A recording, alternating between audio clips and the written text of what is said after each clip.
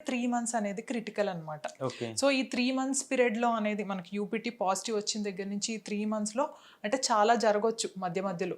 అంటే మేము చూస్తూ ఉంటాం. ఫస్ట్ ఏంటి అంటే కొన్నిసార్లు బయోకెమికల్ ప్రెగ్నెన్సీ అని అంటామనమాట. ఓకే. అంటే ఏమవుతది అంటే మనకి యూరిన్ టెస్ట్ పాజిటివ్ వస్తుంది. బీటా హెచ్‌సీజీ కూడా బానే వస్తుంది. అంటే మనం బాగా రావడము అంటే నార్మల్‌గా ఒక 100 పైన వస్తే మంచిగొచ్చింది బీటా హెచ్‌సీజీ అని చెప్తామనమాట. హ్మ్.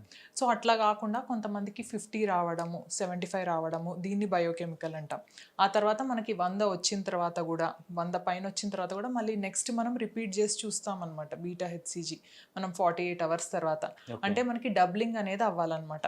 అంటే ఇప్పుడు మనకి 120 వచ్చిందనుకోండి బీటా హెచ్‌సీజీ. మళ్ళీ మనం 48 అవర్స్ తర్వాత చూస్తే హ్మ్. కంపల్సరీగా అది 200 పైన ఉండాలనమాట. అట్లా వచ్చింది ప్రెగ్నెన్సీ అంటే అది మంచిగా సాగిపోతున్నట్టు. హ్మ్. అట్లా గాకుండా ఫస్ట్ మనకి 150 వచ్చి కొంతమందికి మళ్ళీ 50స్, 60స్ అంటే దాని తర్వాత డ్రాప్ అయిపోతూ ఉంటదనమాట. హ్మ్. అదొకటి. దాన్ని బయోకెమికల్ ప్రెగ్నెన్సీ అంటాం.